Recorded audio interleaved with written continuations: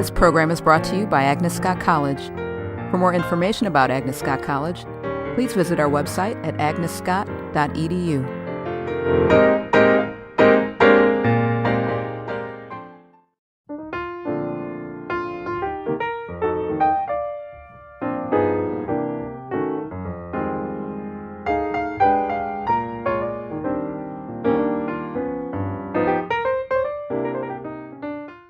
Well, first of all, welcome everyone. It's delightful that you are here on a Saturday afternoon, which itself is turning out to be rather nice because it doesn't look like it's going to rain, but the temperature is down and that is nice. It's pleasant, there's a good breeze blowing. I am told this is the first event at this place called the Campbell Hall Amphitheatre. Now here it is, I don't know why they have the Campbell Hall with it. It's just an amphitheater, and that is great. It's outside. Should we attach ourselves to the hall at all? No, we'd like to be on the outside. We'd like to enjoy the outside as it is, outdoors as it is. And here it is. The event that we are here for today is called 100,000 Poets for Change. At this very time, on this very day, across the globe, in many different continents, cities, countries, etc., similar events are going on. Poets from all over, their particular habitats, places, etc., have come out, gathered to read their poems, to make their voices heard for, the word is change. Yes, it's a word that has huge connotations and perhaps because of that, in a generalized way, may mean nothing whatsoever. But it is an important part of the world that we live in. All of us may have something or the other that we find it's not quite the way we would like it to be. We'd like to see change in some manner or the other. And so raising our little voice in the chorus of other voices may not be a bad thing to do. Maybe it is not a voice that is in sync and in harmony with some other voices. And if it is not, all the better. I have this little sort of statement that I thought I'd read out for you. So I say politicians have their say, and pests, and lawyers too, as do historians, economists, political scientists, pundits. Sociologists chime in, as do anthropologists. Oh, and military tacticians, military strategists, military generals, warfare experts. I forgot them. How could I? Experts of all kinds. And what about poets? There's maybe a very small voice.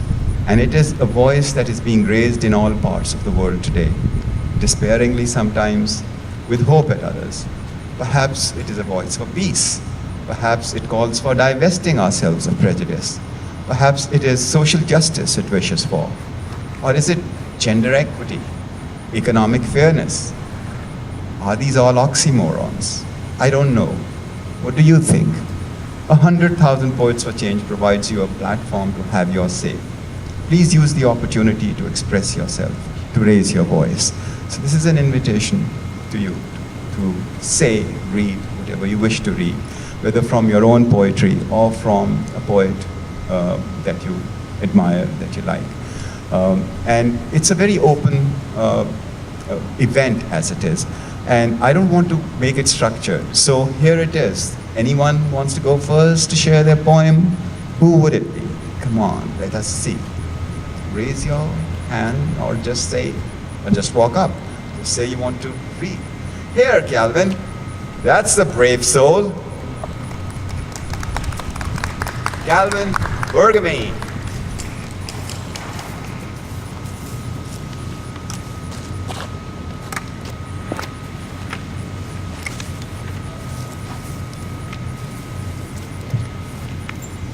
My leg is going through a change. Haven't figured this out yet. I'm going to read 3 poems, fairly short, and I co-authored them.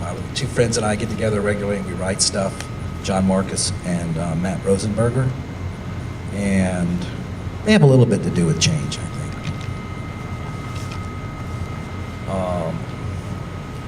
The first one's about Atlanta. Every city has its own identity, and San Francisco, LA, New York, etc. I don't think Atlanta's quite in that realm yet of its own unique identity, but we're here. This is called What I Like About Its Itness. I like its big city awkwardness. It's not quite there-ness. It's not quite anythingness. It's got no New York bigness. It doesn't have a Big Apple. It isn't a Windy City or La La Land. Utterly lacking Frisco-ness. No French Quarter, no left bank. Just something becoming a somethingness. I like its ordinary otherness and lack of oneness. I am in the middle of its formingness, its relentless evolvingness, its old parts poking through new parts. Its under the highway goatness, grazing on its greenness. I like its soulless becomingness, something that can't yet talk of itselfness, its long acres of asphalt blackness, cracks and crazy oak shadowness, old bloody roots pushing strange fruitness. I like its big, easy, loopy drunkenness, its bright-eyed cluelessness, its late-night nowhere-to-go-ness, its right-here-nowness, its whatever you make of itness, its uneasy self-consciousness.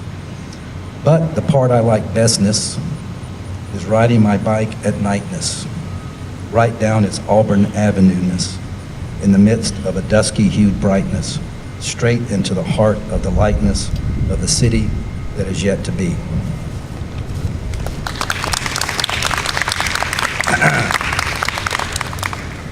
I have a great idea for a movie.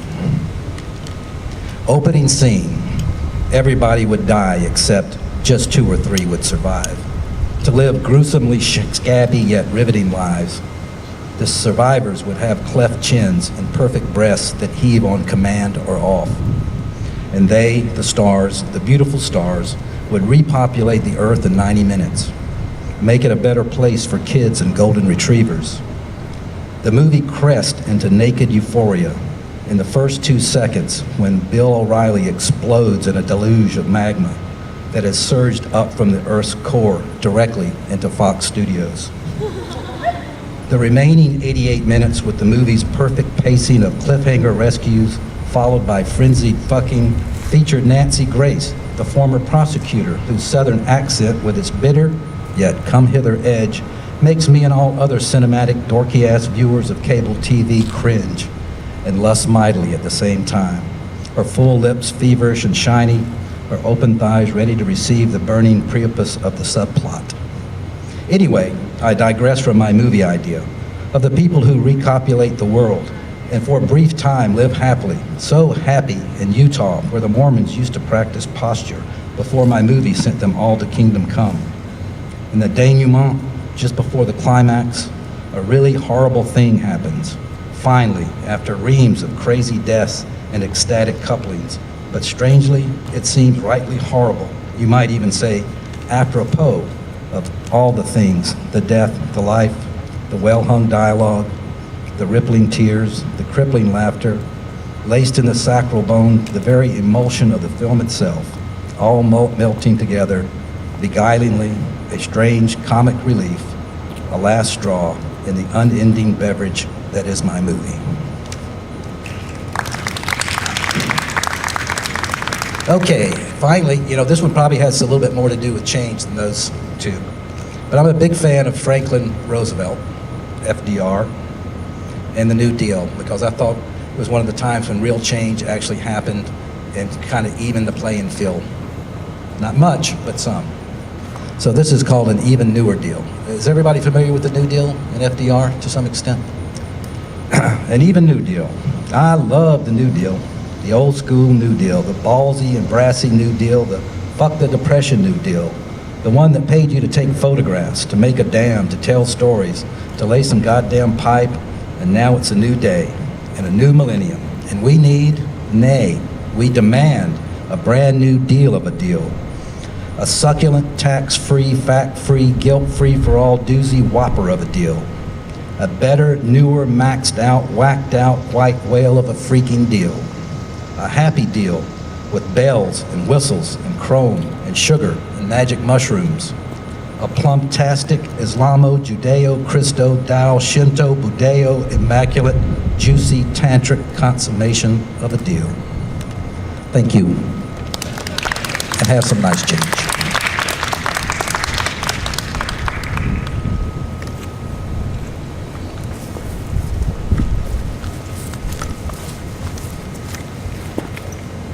Thank you very much, Calvin Burgamy Ness. What was it? Ness, yes. I love that, and every bit of it. Delightful poems. Now, let's see who would go next. Again, volunteers, or shall I name names? Come on. Yes. Ayanna, please. Ayanna Tillman.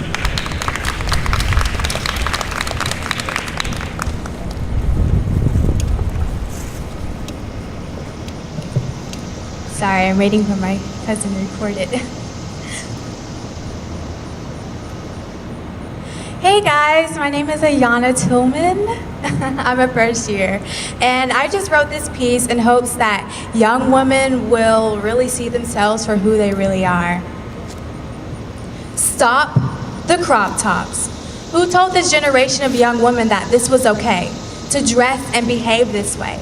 They parade around in half a sheet just so their stomach can be on display. I'm not gonna lie, some of y'all don't have the figure to rock that. But it doesn't matter if you have the figure or not. It's not okay for a beauty like you to walk around with half your clothes on just because that's the norm, and you think that this uniform mindset of this is what's sexy, this is what's cute will get you to a higher level of society. I think not. Who said it was okay to conform? Jesus surely didn't. Nah, I'm not judging you. What's to judge? I'm just trying to give your soul a little nudge because obviously your flesh is more than awake. I'm just saying, you can do better. You are a queen. Why do you take part in these trashy things hoping to be seen by others who really don't care anything about you at all? You leave nothing left to the imagination. You've got your stomach all out and a shirt that gives away the imprint of the shape of your boobs. And your shorts are so short, you got half your cheeks hanging out like that's how it's supposed to be. You're not, and you think you're gonna find a man who truly admires you for you? Because if that's your goal, you'll never find a man who's willing to protect your soul. He'll only be willing to stay with you until what's between your legs gets old. Don't you know that you're more beautiful with the less makeup you wear? It's you that people need to see, not who you pretend to be. We need to get back to the class and not just a false perception that showing all you have will gain you attention that'll last. It'll only gain you laughs. Trust me, a real man wouldn't want his girl walking around with everything that's exposed that's only supposed to be for his eyes. Who told you those lies that less is more? Cover up, sweetheart. You're more than a whore. You're more than who people said you were before. You are a daughter of the king. Live up to that title. Live like you are everything. Stop the crop tops and cover yourself. Stop the cropping of yourself and cover your heart and learn to love who you are. You may like all the frilly shortcut lace, but baby girl, you need to cover your waist. You want a man to see the beauty that's on your face, because once he sees that you have no respect for your own precious body, he won't respect you and will continue to lust after all of the things you freely expose. There is beauty in a woman who was modest. For modesty doesn't mean church skirts and grandma dresses, but it means that a woman who knows that her worth is based upon what's on the inside and not what's wrapped up in the physical. She will be the one chosen to be pursued in the end as a wife and not as a booty call. So let's get to the heart of the issue and address what's really going on. Because it seems like every time you look in the mirror, you can't seem to face what's wrong. But one thing about it, God already put his paintbrush on you. Stop the crop tops, because more often than not, a woman who exposes everything she owns for attention truly wants attention for her heart and not for what's down below. And really, fellas, if you really knew the heart of a woman, you would know that she doesn't want to be lusted after. She just wants to be loved.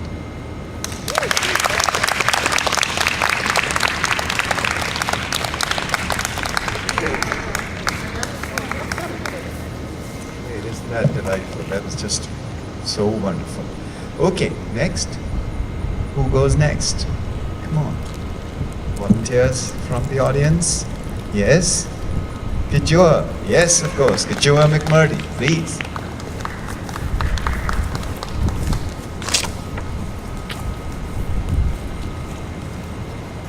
So my name is Kijua Sanders-McMurtry. I'm one of the Associate Deans here and Associate Vice President for Inclusion and Global Diversity. I'm honored to be here.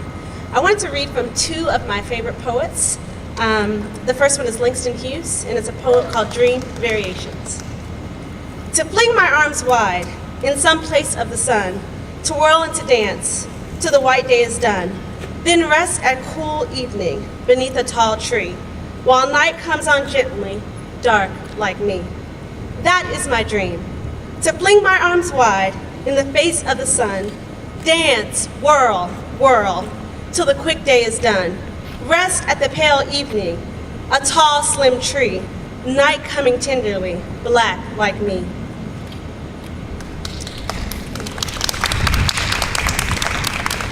The second poem, to find it, I apologize, I had it tabbed here, is by Frances Harper Watkins, and it is a poem that really, for me, when I thought of today, it really stood out. I apologize, I had it tabbed. It's a huge book, I do apologize. A little nervous, my last person was pretty great. Sorry about that, y'all. Okay, here it is, sorry. Okay, Frances E.W. Harper, Songs for the People. Let me make the songs for the people, songs for the old and young, songs to stir like a battle cry, wherever they are sung. Not for the clashing of sabers, for carnage nor for strife, but songs to thrill the hearts of men with more abundant life. Let me make the songs for the weary, amid life's fever and fret, till hearts shall relax their tension and careworn brows forget. Let me sing for little children before their footsteps stray, sweet anthems of love and duty to float o'er life's highway. I would sing for the poor and aged when shadows dim their sight, of the bright and restful mansions where there shall be no night. Our world, so worn and weary, needs music pure and strong to hush the jangle and discords of sorrow, pain, and wrong. Music to soothe all its sorrow till war and crime shall cease. I have to read that again. Music to soothe all its sorrow till war and crime shall cease. And the hearts of men grow tender, girdle the world with peace. Thank you.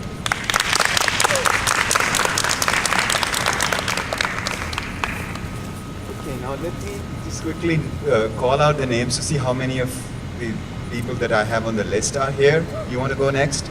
Okay, go ahead and give me your name, son. Kit. Oh, Kit, Kathleen, right? Kathleen? No, Kit. Kit. It's my nickname. Okay, Kit Mead. Okay, Kit Mead. Here you are. Oh God, I'm short.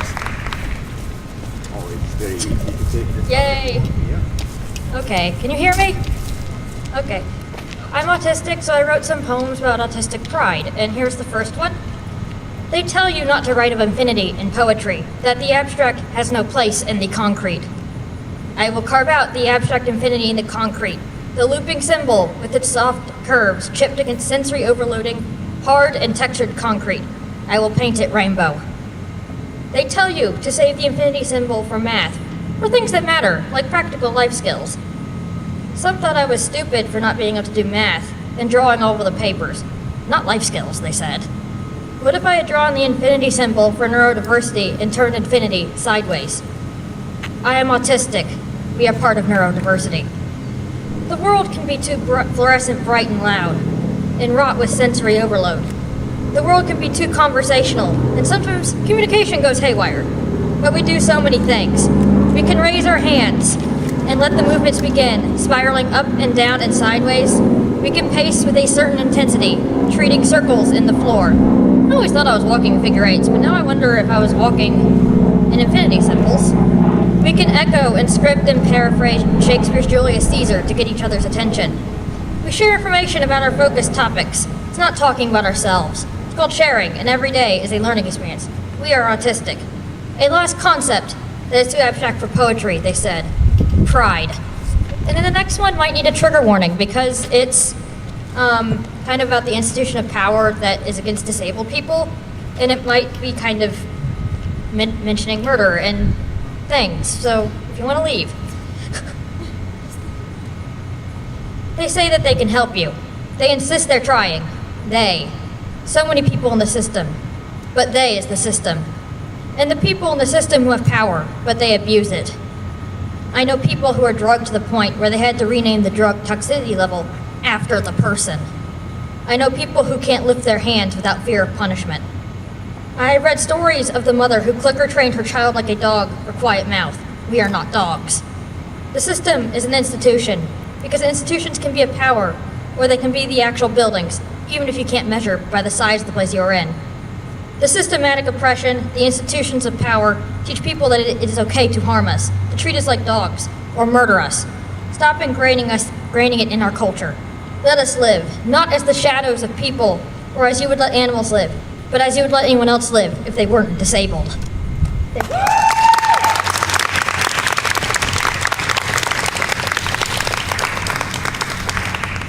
That's a beautiful poem. Thank you very much. Well, how about Anna Beier? You're there. I can see. Oh, you want to go ahead and read? Come along. Sorry, Anna. Next time it's your turn. And your name? Reid. Okay. Reid is going to read.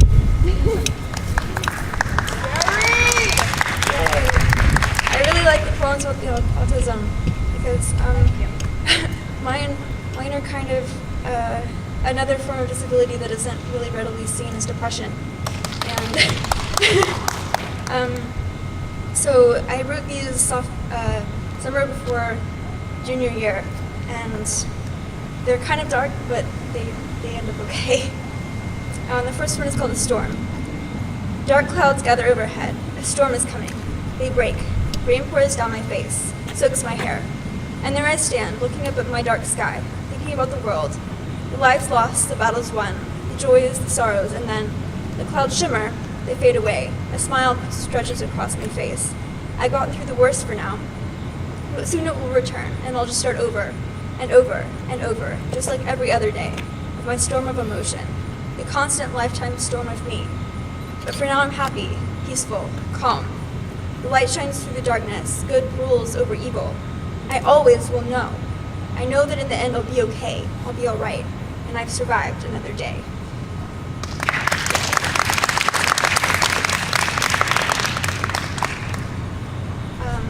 This next one is about kind of my childhood and dealing with people's crap. It's called The Grief is Addictive, A Personal Journey. The day we took down my treehouse on East Lee Street, my heart broke. All my beautiful plans poured down the drain. My dream that my family would one day camp out up there under the stars is gone. Piece by piece it was torn down, just like piece by piece my little life fell apart. The day the moving van loaded boxes of my belongings, my heart shattered. The day I left that house on Lee Street, my house on Lee Street, my heart collapsed. But the grief was addictive. Each day I would close my eyes and pretend I was only dreaming, that I would wake back up on my bed in Lee Street. My 5-year-old heart was in pieces. But somehow for the next 3 years I was content. My memories still brought tears, but I was happy. I had friends who loved me and who I loved. There were things to do, things to see. I lived in a perfect neighborhood with people I loved. I had a good life. 3 years later, I was back in Thomaston, a different house, a different part of town, and I hated it. The day I began 3rd grade, I cried. The kids teased me, my teacher hated me. I didn't understand that I would be judged based on who my ancestors were. And because my last name was Hightower, things would be assumed. Never before had my last name held any meaning other than to identify that I was my parents' child. Never before had anyone assumed I was wealthy. I wasn't. I'm not. Everyone assumed all the Hightowers were the same. They weren't. They aren't. My 8-year-old self didn't understand why people thought otherwise. They thought that the mills my grandparents owned before my time benefited my life. It didn't. My father lost his job when the mills closed too. No one understood that my house wasn't a beautiful manor. It was a wreck of a house, and it didn't even feel like a home. At night I cried. I begged Papa to take me out of that school. He wouldn't. He said it would make me stronger. The grief was addictive. I still look back on those days as tears fill my eyes. The next 8 years I brainwashed myself until believing that I was abnormal, that everything those stupid kids said was true. I believed them when they told me I was a good-for-nothing white girl, or something to that effect. I convinced myself I wasn't pretty. I convinced myself that no one would love me. But at the time, I didn't care. I thought I would be forever alone in my world. Grief was addictive. I would cry myself to sleep over what I'd lost. 8 years later, I'm trying to undo the damage I inflicted upon myself, the damage that others inflicted upon me. It isn't easy. And the grief was addictive. In 6th grade, my best friend began talking behind my back. I confronted her. She lied. My other best friend took her side. I was crushed. I spent hours sitting in the woods, just thinking, crying, sometimes singing. I stopped eating, and my whole body felt empty, drained. Since then, I've never been the same. The damage that started 3 years before, and over the last 2 years it started to heal, and it came roaring back with newfound power. I deluded myself into thinking I was a bother, that I wasn't wanted, and that I pushed myself on people. I lost my trust in people and society. I never had a friend with whom I was so close again. I distanced myself even more. I hid myself in my misery. The grief was addictive. Today she and I are friends again, never as close as we once were, but far from enemies. We are all different people from who we were. Animals are the ones that never disappoint you. They stand by you till the end. Last Thanksgiving, my cat, my tiger, died. My darling who climbed up on the roof of the treehouse while we nailed on shingles and scared me to death, but somehow didn't fall. My baby who would let me hold her like one and love me like her mother. The kitten I rescued from a shelter crawling with kittens in need of a home. The little girl who followed me until I sat down and crawled in my lap. All gone in a moment's of a cat's curiosity and rat poison. Grief is addictive. Never before have I grieved so much for an animal lost. For every animal I've lost, I grieve as if I'd lost a child of my own. But for some reason my mind dwells on the memories of Tiger, as if the grief were addictive. Now I sit at the bottom of a ladder, with tears in my eyes, a second treehouse not to be finished, not before I graduate. Never will I sit on the floor with her in my lap, another dream gone. After all I've been through, all the betrayals, the therapist, the medication, all the tears and final goodbyes, I'm proud that I can still stand tall. I don't believe I'll ever truly be myself again, the lively, outgoing, wild child of my younger years, because the grief is addictive, and there's too much I can't undo. Through all the heartbreaks and repairs, I'm surprised that I'm still here. The grief is addictive. The pain is addictive. These memories are addictive.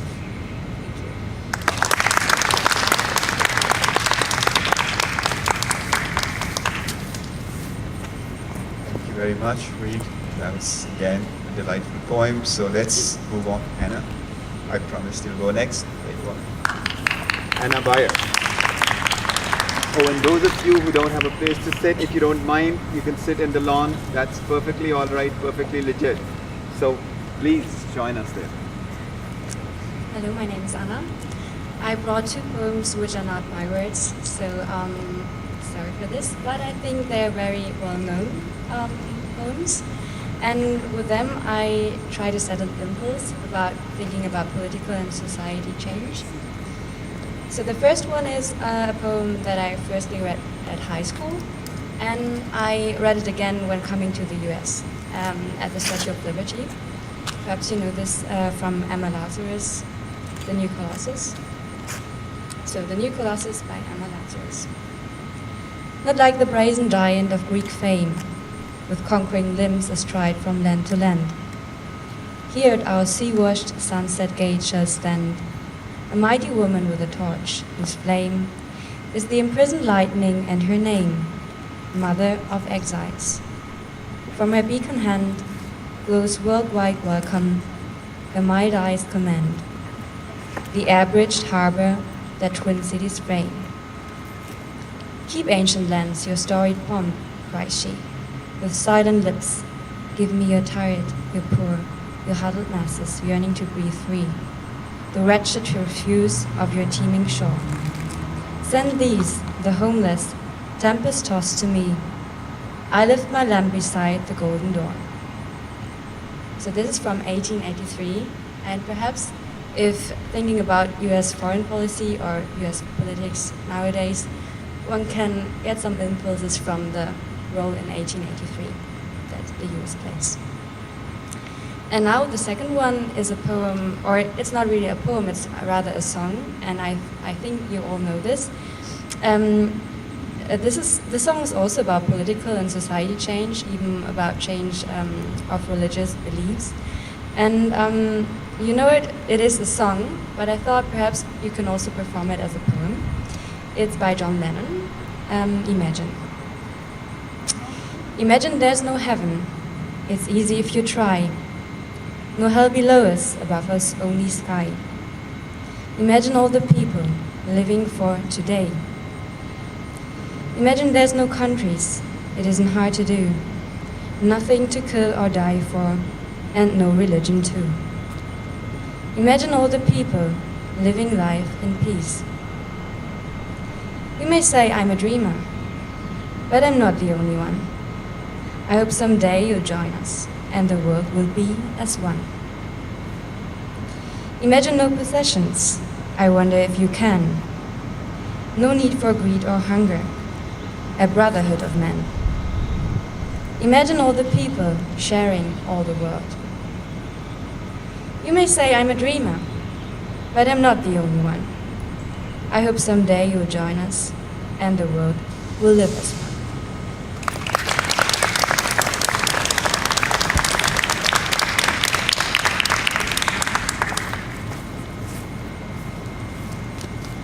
Anyone volunteering to go next, or shall I call a name?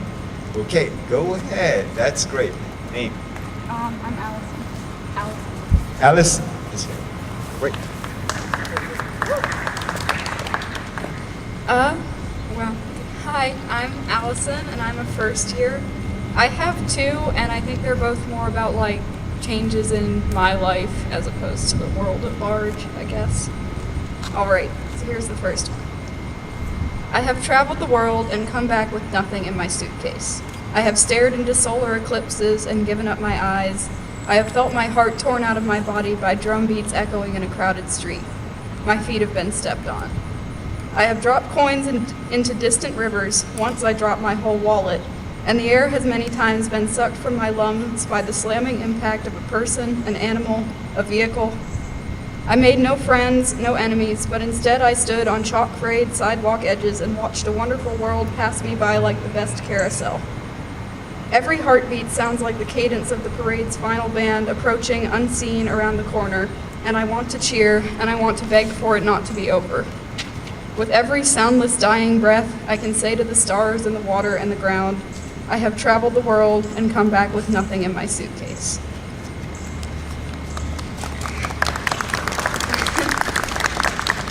And the second one is kind of about the end of high school, I guess. Right. It's called How to Say Goodbye. It's hard to look back on all these years and see it, where we were when I needed us. I don't know how or why I went so long without you, and I have no idea how I will again. Those weeks on fields and in parking lots, they were long and wavery with the heat of a Georgia summer, and there's nowhere I would rather have spent them. Just give me one more endless firefly night of an autumn, chasing each other around with water cups, leaning on shoulders on the bus, laughing in concrete football stadiums, and getting told to be quiet and paying no attention. There are supposed to be instructions, a how-to for a happy parting of ways. There's supposed to be a happily ever after the end, but all of those are for a prince and a princess. Wait for me, we've both said countless times, running across a field in beaten up band shoes to spin around each other, fight over everything, but never be happier. I don't know how to live without you, without the presence next to me in the car saying, let's go get ice cream, show me, show me, show me, let's have an adventure. I hope you know how much you meant, mean, will mean to me, and I hope you know that you took my life and changed it forever. In a year you might not remember what the corsage looked like or how we both screamed when the medal was won and the forever was finished, but I hope that somewhere in your heart, a treasure I discovered too late, that you remember us.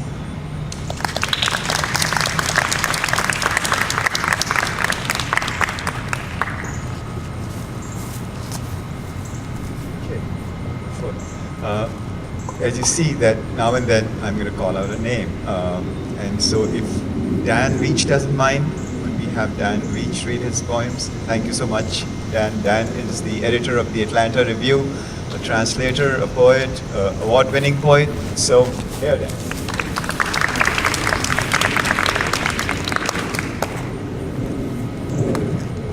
And a very tall poet.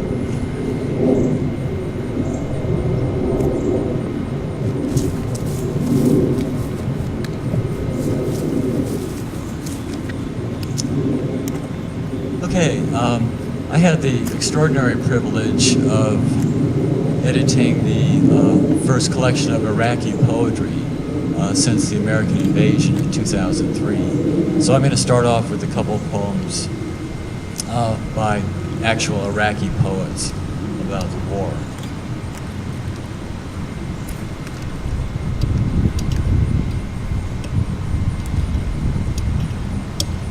The first one is called A Present by Jamal Mustafa. Come, you won't regret it. It is a small miracle that God granted me. Come, a green rose, a bottle whose perfume is never drained. It encircles you like a halo. There, you'll see it, you'll smell it, you'll hear it. It is a poem hanging from its hair like a chandelier in my grave. Take it.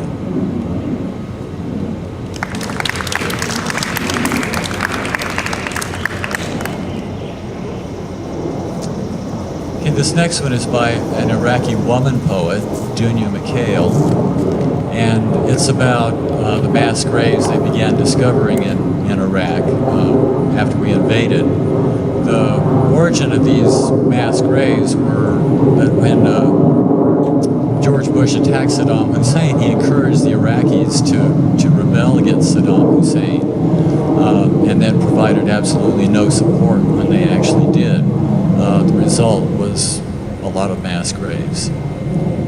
This one's called Bag of Bones. What luck! At last she has found his bones. His skull is also in the bag. The bag in her hand is just like all the other bags in other shivering hands. His bones look like thousands of bones in the mass graveyard, but his skull is unlike any other skull. 2 eyes, 2 holes, he saw too much through them.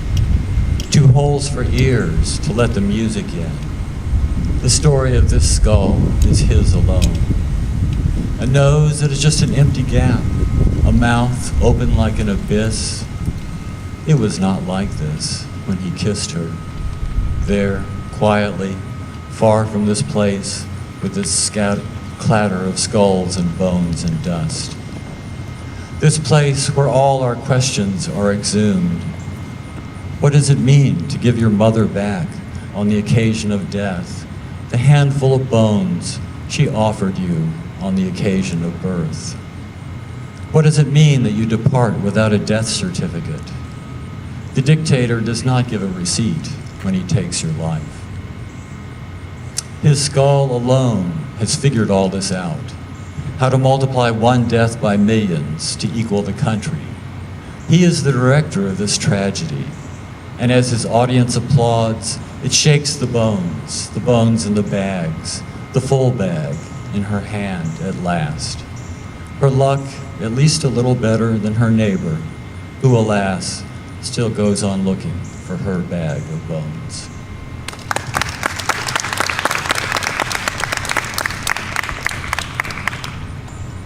You never know whether to applaud that when it's like liking something on Facebook when someone shares a really terrible event. It's like, there's no sympathize button, unfortunately. This next poem, poets are often considered to be prophets, and this next poem is really eerily prophetic. It was written on the eve of the shock and awe bombing of Baghdad, just a day or two before. It's called Tomorrow the War Will Have a Picnic by Abdul Razak al-Rubai. Tomorrow the war will have a picnic. Store water, bread, and air, because the war gets hungry now and then. And if our tender bodies aren't enough to satisfy it, our childish pranks, our innocence, our dreams, it will be compelled to eat the buildings, bodies sleeping in graves, books, streets, and biscuits. It will be forced to eat unshakable mountains, statues, and stones, anything to feed its body of smoke, bullets, and shrapnel. Tomorrow, the war will have a picnic. We must go out to meet it. Out of our bedrooms, our schools, barbershops, public libraries, mosques, shelters, 1,000 nights and a night. We have to come out from our skins and our milk teeth to meet it and join its parade to the Al-Salam graveyard. Tomorrow, the war will have a picnic. Abandoned delicacy, laughter, dancing, childhood, women, beds, cups of tea and milk, classroom desks, and what's left of dreams splintered in corners. No more chocolate, no more kissing in public. Things like these are not good for the health of the war, which is having a picnic tomorrow.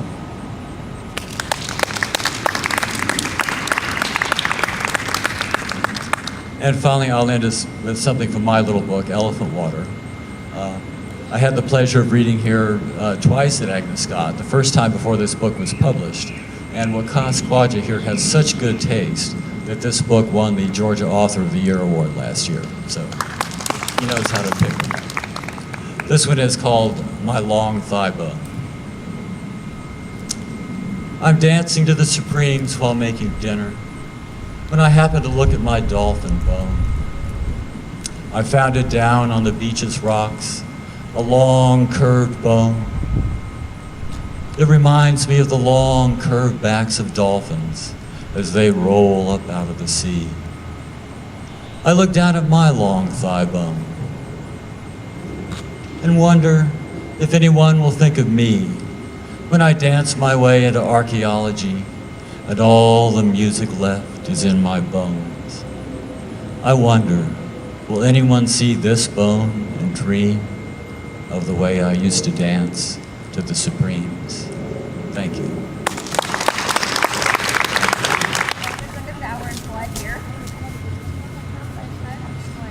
Okay, I keep pretending that I'm going to be calling out names from the list, but people, it seems to me, are volunteering on their own. So, do we have the next person? Yes, go ahead. Give me your name quickly. Breonca. Breonca is here, and you are here on the list too. So, Breonca, well. Hey everybody, my name is Breonca. I'm a junior here at Agnes Scott. My major is neuroscience, and the reason why I'm wearing this shirt today is to spread awareness about genocide. It's called Invisible Children, so you should really look it up. It's happening in Rwanda. Also, I wanted to read two of my favorite poems that I wrote. So this is the first one. This one's called Smashed Breadcrumbs. There's a boy sitting by himself, not knowing what to think or what someone thinks of him. He stares at his journal as if it stands between him and another world. He's reading his journal as the wind pushes the ship, pushes the pages. He's a captain steering a ship into millions of voices that come off of his page. Then it hits him that he's running after destiny onto deserted islands where no one knows his fairy tales. Page 1. There are queens and models that are 360 pounds on a United Kingdom of glory. The physical appearance will lie to you, but only if you knew that the power never lied in the crevices of your curves, but they lie in the power of your presence. Couples don't kiss. They laugh and listen to YouTube videos of best Vine complication because their love is complicated. Page 3. The football player gets out of his wheelchair slowly and sits on the cold hospital floor. He throws the football so that his friends can catch it. They sung the national anthem in your memory that echoed across golf stadiums, year-longs when pictures of you seem to grow old. Page 4. Prom night, the way he looked that night, he wanted to wear pink instead of blue. But I still remember you waving to me. I wish you never got stuck in a cross-section where you had to utter, no homo. Page 5. When she came home for the first time, she stood back with tears rolling down her face, like rivers rolling down muddy grounds while saluting her mother, tears laying on an isolated abyss that slipped off like blank pages of a fairy tale. And that bullet is still piercing my side, my backside, the front side of my brain, because when you open the book, you get smashed breadcrumbs that an author just ate from their lunch break. And this is the second one. It's about Amber Alert, it's about identity, and it's about the civil rights movement, which is one of my other favorite ones that I wrote. Amber Alert. Someone is missing in a white Range Rover. I know I've heard a lot of Amber Alerts over the last couple of months, but when did people start to lose their identity?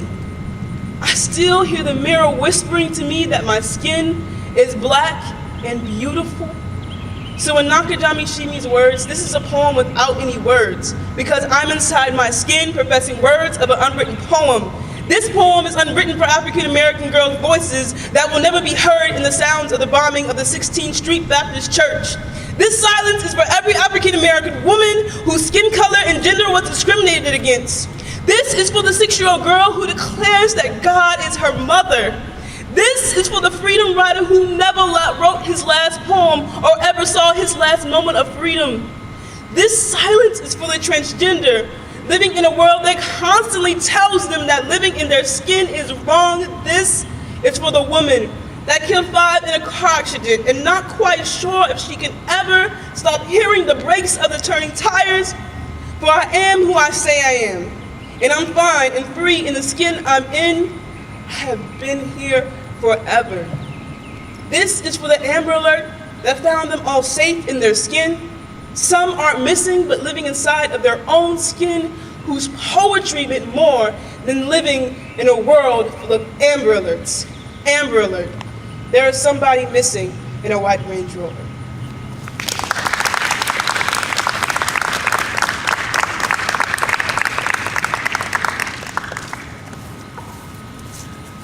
Thank you, Breonca. Very moving poems. Okay, next. Who do we have? Yes, come along. Give me your name, and then you'll go next, right? Okay. I will call you next. Yes. Give me your name quickly. Carson. Carson is here. Hey. Hi, I saw this post on Tumblr this morning. Inspired this, so. No Wi-Fi, no Facebook, no Snapchat, no hiding your insecurities between profiles of faithful Instagram followers, no tripping on the curb because you're sucked into the bright light of your smartphone screen.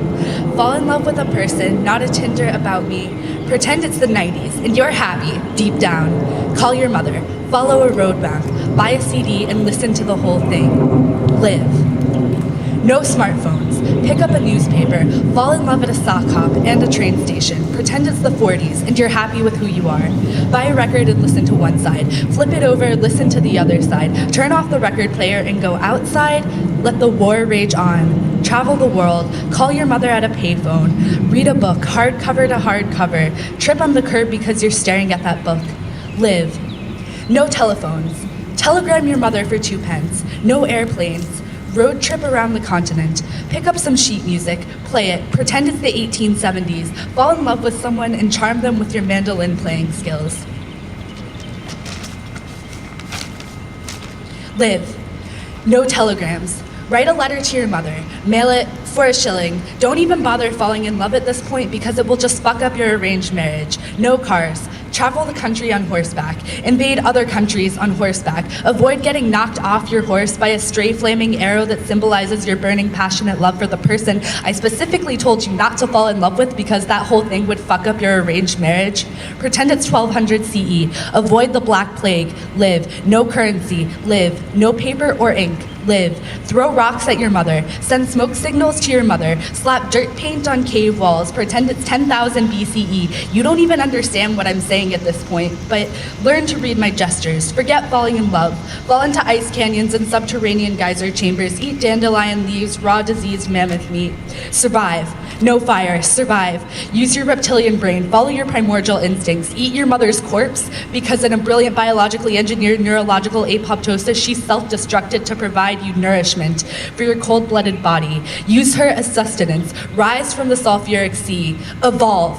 No multicellularness. Thrive on minerals in the magma. Cut yourself into 2, 4, 8, 16, 32 billion pieces. Pretend it's 13.5 billion years ago. You are your mother and father, son, daughter cells dividing into the origins of life on Earth. No Earth. You are a helium-infused stardust cloud drifting through the space-time continuum. Mother is a vague and futuristic concept. Explode into 2, 4, 8, 16, 32 billion particles that will one day be the mother that gives birth to you.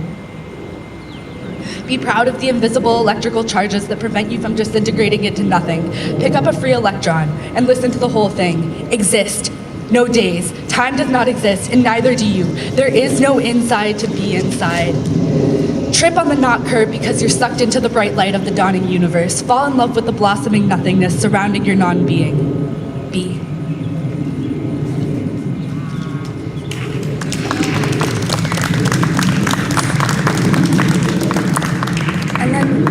Shyla Hardwick, a local poet, told me one time when I was like, I just can't write anymore. She was like, if you ever feel like giving up on writing poetry, write one last poem and it will tell you everything you need to know. And I did that, and this weird love poem came out, so I'm gonna read it.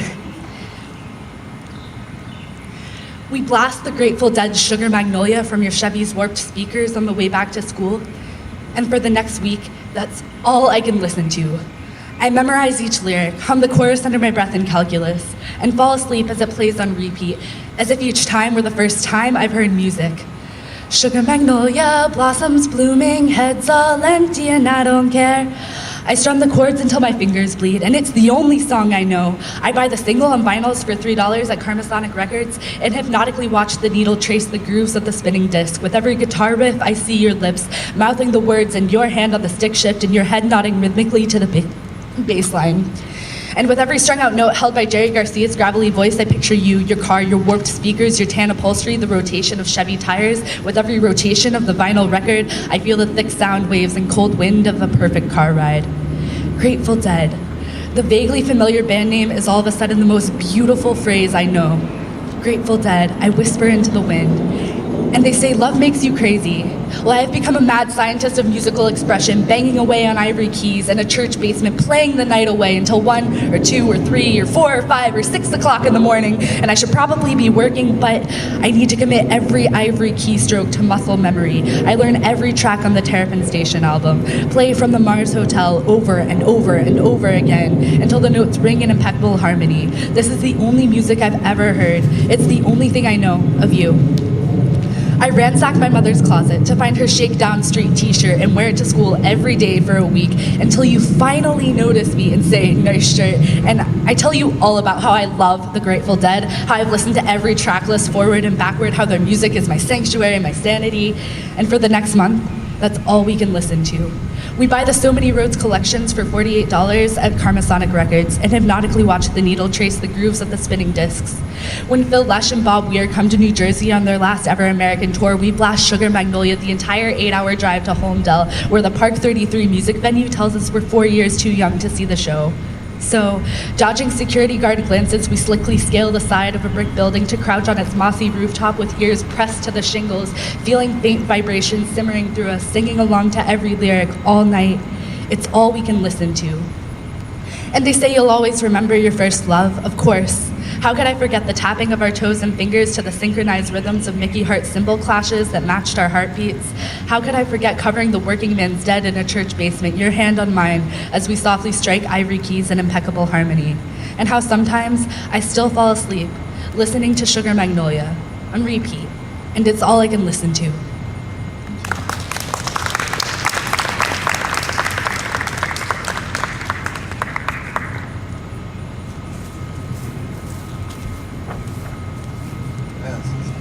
Poems, beautifully read. Thank you so much. Yes, you come in next. Just give me your name so I can announce it. Sarah. Sarah would be next. So give her a hand.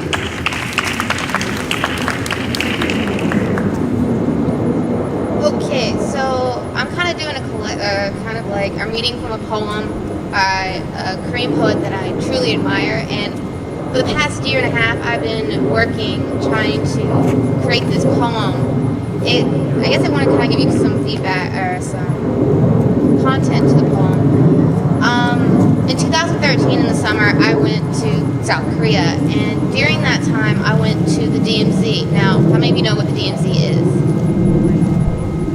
Okay, it's 38th parallel where North and South Korea are divided, and within the DMZ, there's a place called the JSA, the Joint Security Area, where you literally get to look at North Korea, and the only thing dividing it is a cement block of maybe a foot by foot. You could literally step over it, but I would not recommend it.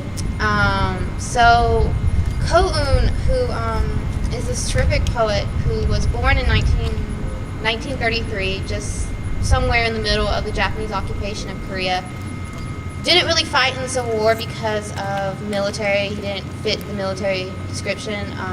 He was kind of rejected, and then he became a Buddhist monk, and then didn't become a Buddhist monk. He kind of stayed that way and studied, and then He has fell in love, has a wife, and just found out, and this is coming October 2nd, he'll be in Chicago, which I cannot go to.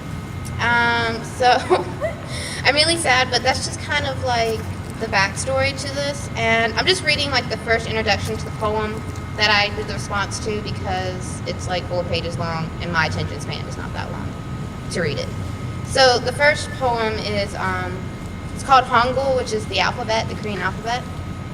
Tonight I'm writing a letter here at Ansong Gyeonggi to Chol Hyungmin in Gyeongsan, North Pyongyang. Gyeongsang Province to the south is not in South Korea. Pyongyang Province to the north is not in North Korea. They're just 2 places, here and there, nor is he North Korean, I South Korean. They are just 2 people of the same land. So that's just kind of the beginning of that poem. And then the poem that I wrote kind of goes off of that. It kind of reflects his whole motto of unification and kind of what I felt being there in the DMZ. So it's called Here and There the Birds Come and Go Freely. Koun writes a letter here 50 miles south of Seoul in Ansong to his companion who resides there in Gyeongsan, a place located 100 miles northeast of Pyongyang. But one must first walk through the 2-mile wide and 160-mile long section of unnumbered landmines and rusted barbed wire fences that stitch together the 38th parallel, a political division. Koun's letter, written in ink with a conscience white cleaned by a formless truth, and with hands bruised from the history, and with eyes shard sweetly by a sunset shared simultaneously by both companions. How immeasurably beautiful. That was in 1999, when the millennium expired. 14 years later, I stand on the edge of the Dorison Observatory bordered by New York-style coin-operated telescopes. The monsoon haze diffused, allowing a sky so open and wide as if all the bitterness had been saturated out.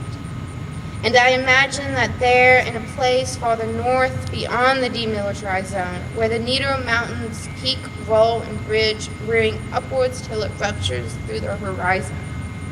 The heavy clouds empty themselves downwards like lumber, and though everyone is around, it still makes no sound. The valley plunge into fields naked as birth, landscape gives ground to youth far from fear, like those here in the south. In short, Koun's letter never did reach his companion in Gyeongsan that year or the next or the following years after those. And maybe my poem, just as his letter, will be thrown away before it can reach its destination, because somewhere along the way the section that is here and there becomes forbidden to the letters and the beings, but that is all. The shiri, those tiny fish, swim freely from the north streams to the south stream, never questioning which Korea they are in. Overhead, a shadow slips freely by the soldiers, not disturbing the DMZ's joint security area. Her wings flap as the breeze relaxes just a bit, allowing the monochrome magpie to perch itself on a roof shingle of a blue-painted building. And at the same time, the country's flags fold into themselves, then uncurl in a unified fashion continuously. I smile silently to myself. For seeing this, I know that one day the fences and the tension will crumble into debris, dispersing into history like the dandelion's white whiskers, forgetting politics. And the 2 sisters in the north will walk down to join hands with the 2 brothers in the south. Then the people will travel as freely as the shiri. Thank you.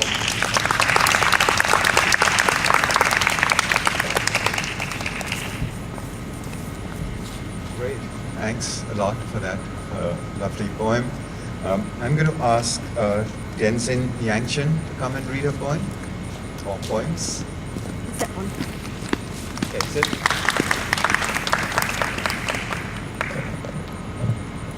Good afternoon. I'd like to read a poem called I Am a Terrorist by Tzu. I am a terrorist. I like to kill. I have horns. 2 fangs, and a dragonfly tail. Chased away from my home, hiding from fear, saving my life, doors slammed on my face. Justice constantly denied, patience is tested on television, battered in front of the silent majority, pushed against the wall. From the dead end, I have returned. I am the humiliation you gulped down with flattened nose.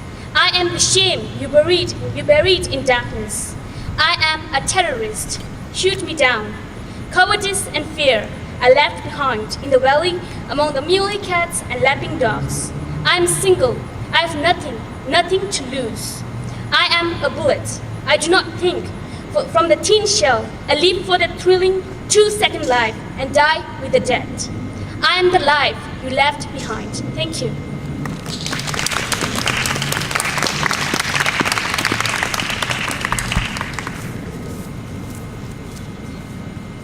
Thanks a lot, Tenzin. Any other volunteers here, or shall I call out a name? Ruth Johnson. Okay, and then you can go next. I saw your hand, half a hand, but it was there. So next, you will go next. Yes. Ruth.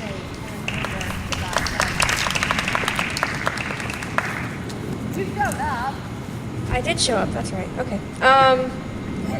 Darn. Okay, so I have 3 poems.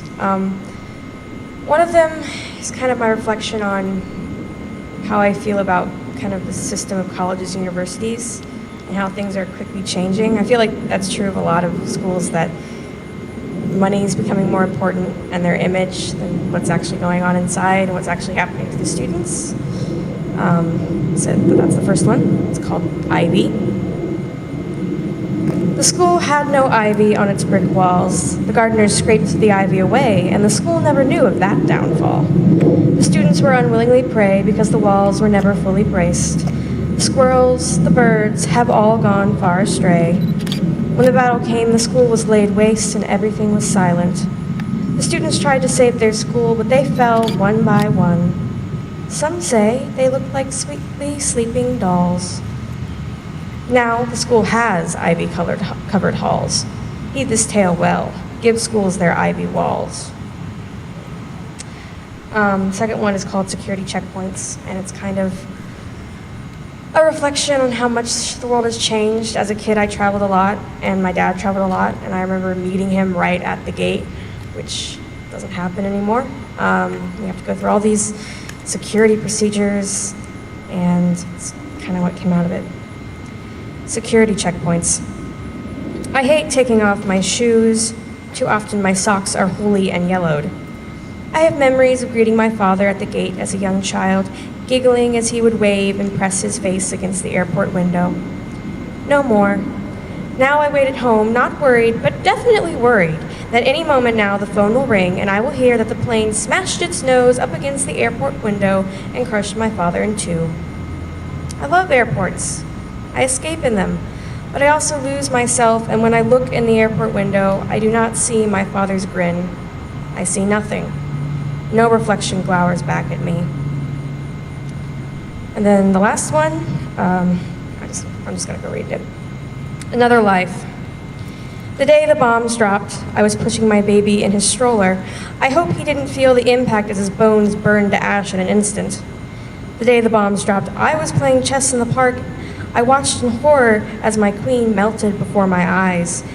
The days the bombs dropped, I was sleeping with my love. I looked into his eyes, and in a blinding, burning moment, they, tender and brown, were gone. Why did we survive? What strange resistance do we have that the others lacked? The day the bombs dropped, I wish I died. That's it.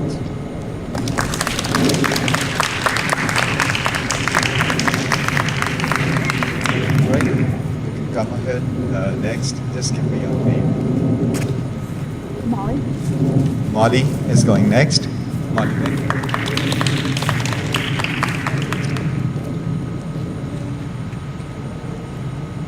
Do they need to be taller?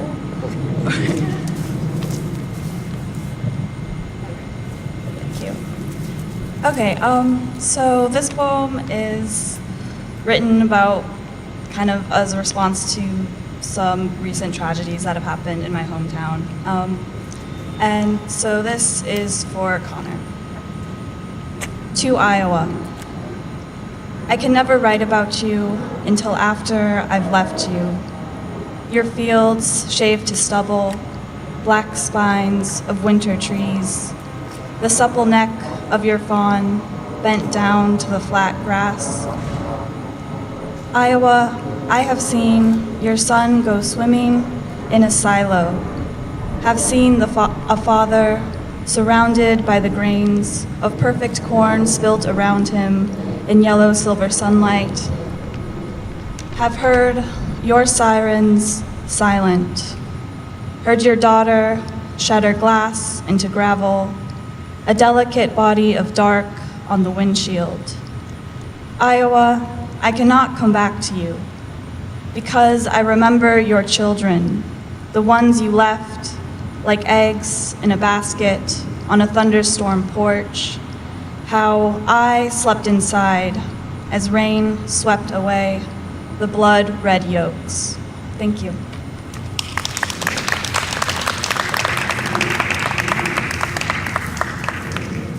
Thank you, Molly. And I'm wondering if I can entice Zubair Azmi to come and read, if he has anything ready. I suppose he does. I saw him rummaging with some papers in his pocket.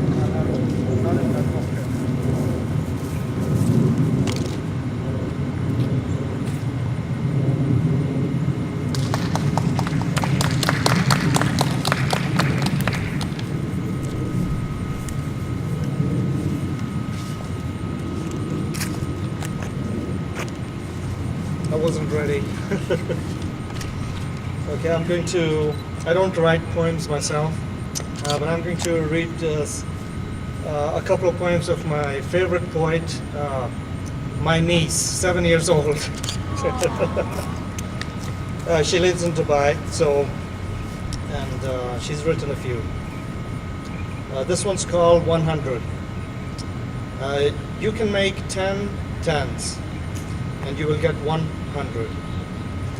You can make 2 50s, and you will get 100. 100 seems like a big number, and it is. But there are much bigger numbers like 150, 200, 900, 1,000, 5,009. But for big things like TVs, even 3 is a lot. But for things like bangles, 100 bangles would not be so much. Because they are small. Now 100 is a number, a very big number, and a small number.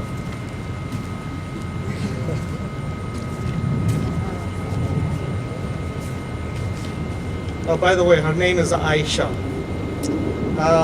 This one's called Winter, pretty small. W is for wet snowflakes. I is for ice cold. N is for New Year's. T is T that is warm. E is for elves for Santa. R is for reindeer.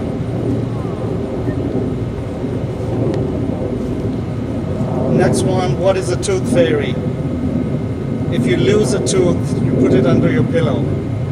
When you wake up, you check it, and it's replaced by some money.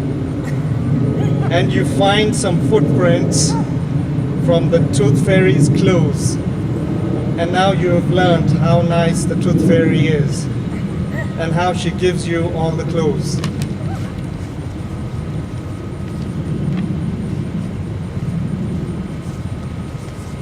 Okay, this is from my nephew, her elder brother. It's called My Room. My room, my place of gaming. My land of computers in a place of technology. My room, my studying place. My retreat when told to go to do your homework. My room, my cinema, the place of many action movies. My room, my district of happiness. Zone of dreams, covers up the other world. My room, my view of skyscrapers, the ships of the marina, all in my sight. My room, my gaming, my study zone, my messiness, my cleanliness, my great view, my responsibility, my cinema, my happiness. Thank you.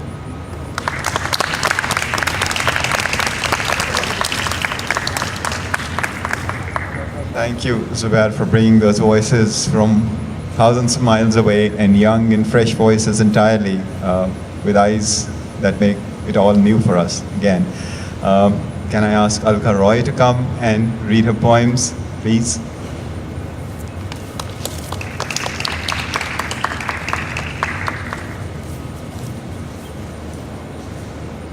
It's hard to follow a 7-year-old, because, you know.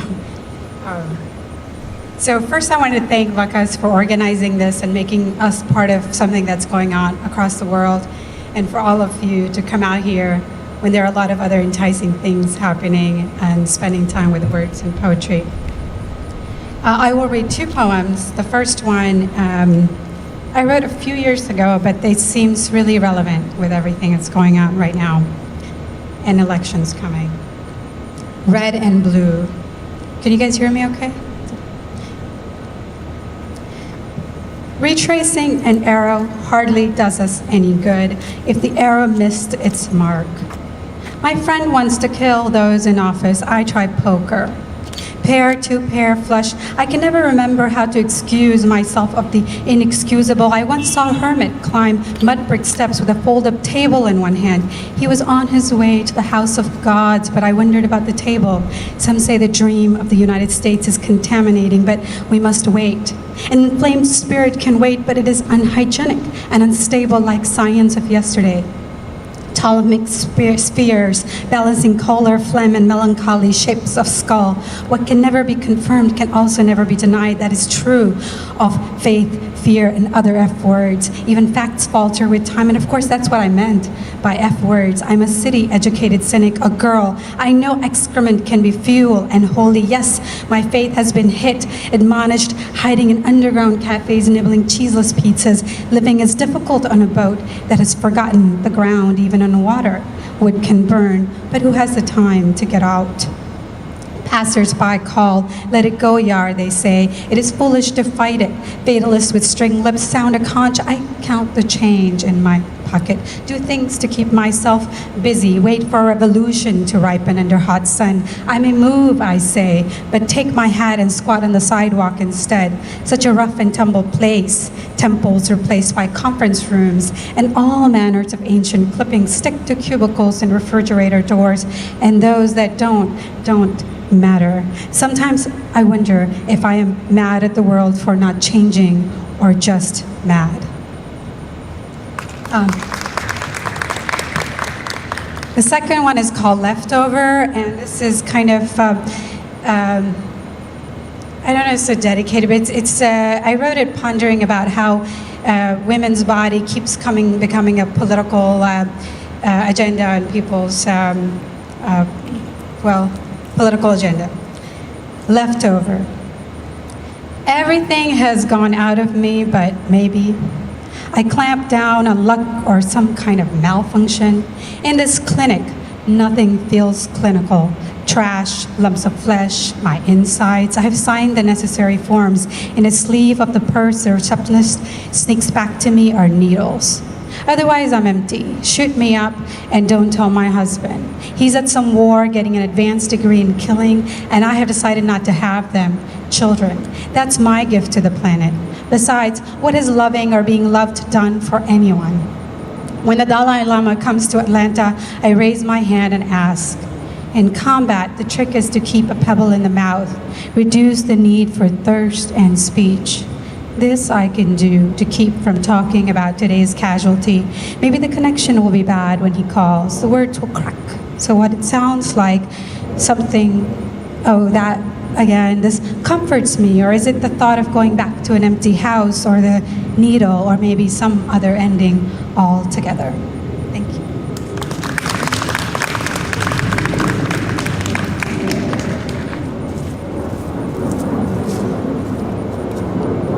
Request Professor Esther Lee to come and read her poems. I thank her for being here. I know she's found time from a very busy schedule to be here, so thank you, Esther. Please.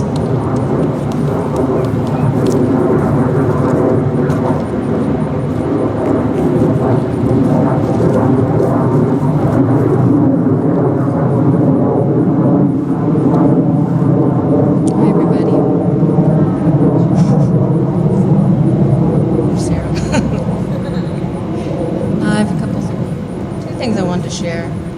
I haven't gone back to Adrian Rich in quite a while, so just felt right today. This is a poem from 1971, Trying to Talk with a Man.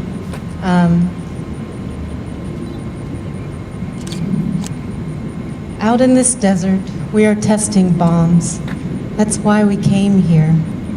Sometimes I feel an underground river forcing its way between deformed cliffs, an acute angle of understanding moving itself like a locus of the sun into this condemned scenery. What we've had to give up to get here, whole LP collections, films we starred in playing in the neighborhoods, bakery windows full of dry, chocolate-filled Jewish cookies, the language of love letters, of suicide notes, afternoons on the riverbank pretending to be children. Coming out to this desert, we meant to change the face of driving among dull green succulents, walking at noon in the ghost town, surrounded by a silence that sounds like the silence of the place, except that it came with us and is familiar. And everything we were saying until now was an effort to blot it out. Coming out here, we are up against it. Out here, I feel more helpless with you than without you.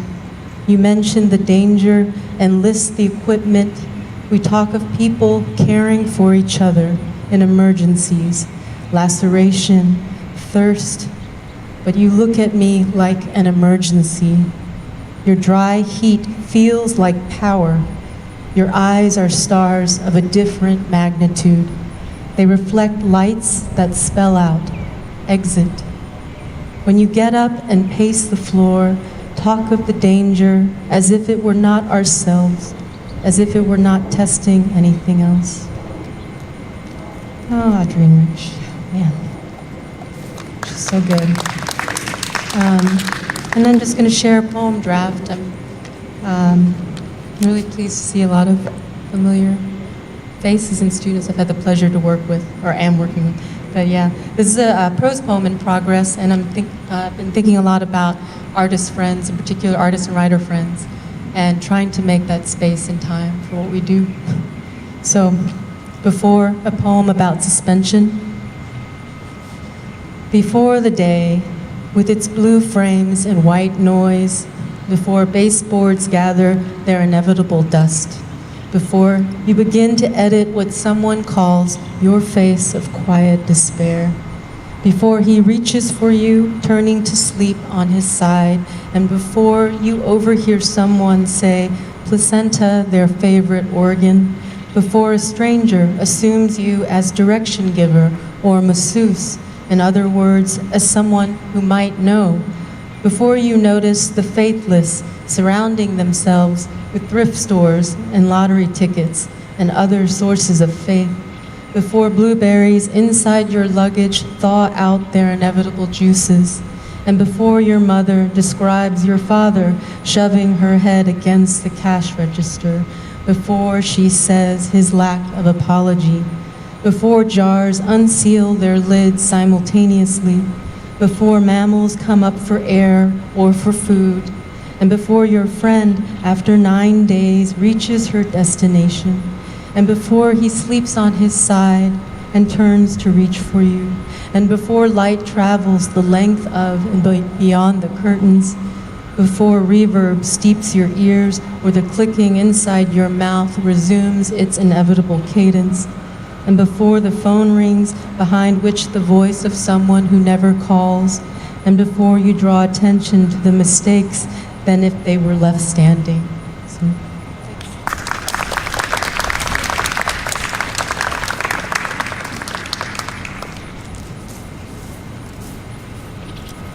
Thank you very much, Esther, participating and reading out your poems. If you don't mind, can I have a show of hands for people who still have to read? Okay, and can I encourage you to come one by one? Who would go first? Yes. And could you please give me your name? Deja. Okay.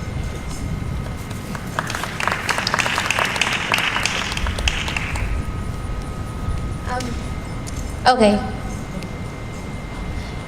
My name's Deja. I apologize. My poem's on my cellular device. So, I wrote this poem, I want to say last year, in responding to one of the events that moved the African American race along. Okay, so it's called True Freedom and Equality. As the raindrops fall on our heads, we realize the fight is not dead. Hundreds of years wasted, not realizing how equality tasted. Now the problem is more. No longer majority-minority. Now it's minority-minority. What can we say? Is freedom this way? No, it is not. We cannot just let our ancestors rot. We must join together to make things for the better. What is a dream? Does it flourish like a flower? Does it dry up like a raisin in the sun? Spoken like a true advocate. Now I'm asking to this day, to our ancestors, must we dedicate or suffer through all the pain and hate? Freedom fighters turning in their grave, feeling the failure of all their raves.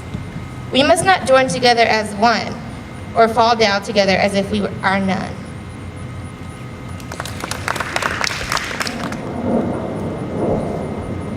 Hello, I'm Alexis Henry. I'm a junior.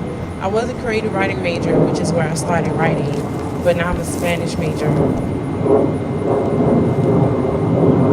Thank you. I was happy when my old Professor Lee, sent me the opportunity to speak at this event. And the poem that I wrote is inspired by current events that have been happening. And when I hear about them, I'm like, we're still on this. You know, these things are happening again. I can't believe it. And then that makes me think about how in some aspects of our evolution, we're really sophisticated, but then in other aspects, we still don't get it. And this poem just makes, it speaks about the question of, are we going to get it? Is there such a thing as it being too late? Our house. In our house, we live in a dream. We are all dreaming the same dream, living the same nightmare. I think I am the only one who smells the smoke of our house burning. In our dream, we sleepwalk, but we still see each other, except we don't appear as we are. In this dream, we call each other us and them. Sometimes we drop bombs on them because they are not a part of us. Sometimes we enslave them to work so we can have more than enough, more than we need for us. At times we sleepwalk across mines and through trenches because us wages war on them. We are so deep in our slumber, we don't see that there's no us and them. It's just us. We are just one. We are one. We are one living in a house brimming with blood. Our house is full of blood, but not even all this blood would put the flames out. I am starting to awake from the dream, but all the others in our house are asleep. I am the only one who smells the smoke. Our house is burning. I am awake now, but I cannot put out the flames by myself. If we don't awake from this dream, then our house will surely burn down. Our flames of hate will surely burn the earth down. Not just us, and not just them over there, but we as one will all burn in our flames. Thank you.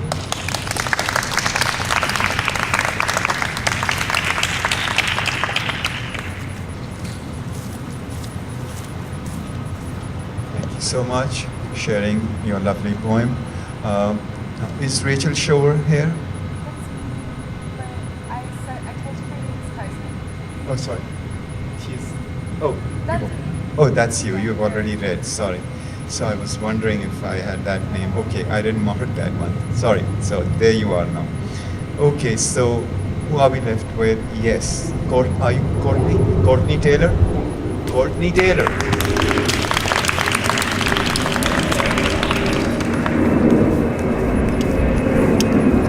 Okay, hi. I'm going to start with the poem. It's not really an introduction or anything, but okay, I don't have a title. When she hits the vanity, a little figurine of a black girl praying falls. Another, a porcelain ballerina, misses a left point. Then there too, the bluest eye spread open like a victim. And though language wades on a pink island between teeth, who can speak with lung and brown bag, or conjure voice through Nile rising from iris. Another day, she is made to collect the plastic fragments of a shattered hanger used to teach her what family is made of. Learned well. At age 21, a wine bottle in hand, she beats a girlfriend into a dresser until it is her vanity again. The shivering, limbless idols, the eye book on top the woodshed. If at that age she could have read Pain and Tupicola, who knows if she would finally understand that standing takes soul and soul. And then I have I'm working on a series of haikus that discuss Trayvon Martin's brother, who I got to intern with over the summer. So a lot of what I say might not be necessarily what's happened, but like ideas of what could happen. When he arrived, I considered interviews. How did it feel to sit in a witness stand, hear a brother pleading from beneath white knees? Instead, we meet at a Foggy Bottom bistro talking colleges, Congress, fear of walking unarmed anywhere now. Our breath whispering down the rim of wine glasses.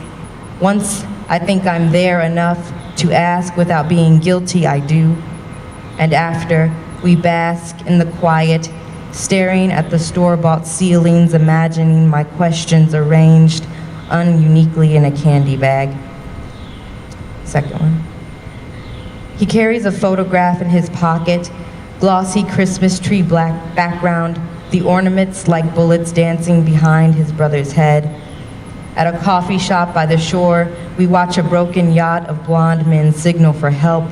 Recalling why we came to Washington, we return our care to the tea bags dangling in hot water. Why he came here. He wants to be a lawyer. Civil rights, he says, to make civil whites. In Georgetown, we see a movie about losing love in Vegas and later sit again by the Potomac. Let the moon peel back our skin to pink beneath, the same shade of a finger we can't forget hugging a trigger.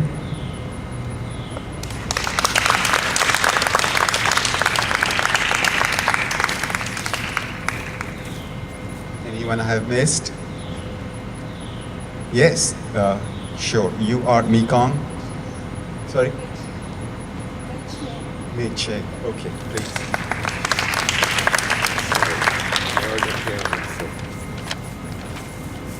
Hello, everyone. I would like to share with you the first English poem that I've ever written in Dr. Lee's class, which I miss a lot, and our lovely classmates there. And so now that I look back to this poem with more critical eyes, there's so much revisions awaiting.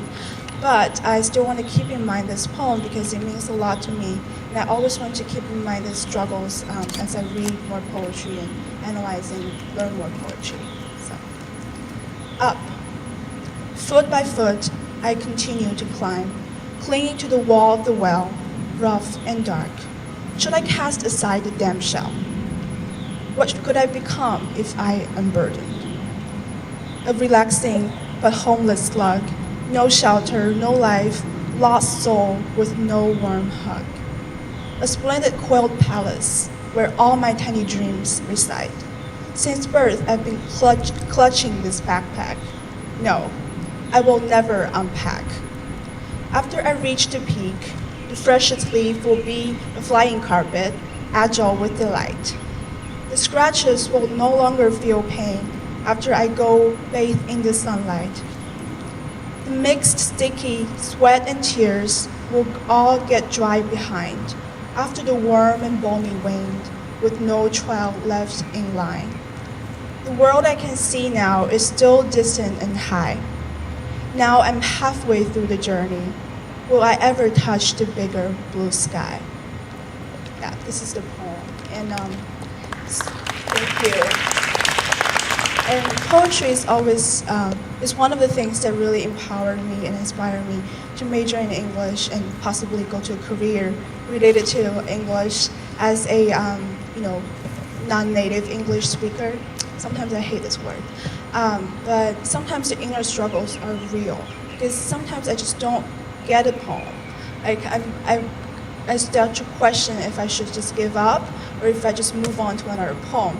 But sometimes I think back to the snail, and I imagine the moment when I can understand and grasp the essence, and then really feel the sunlight and the flying carpet. And that's why I still want to share this poem with you. Thank you.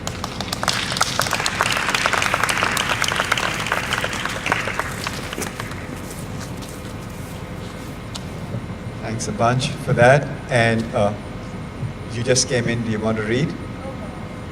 Oh, okay. Don't feel dismayed. I will not call you or call upon you to read against your will, that is.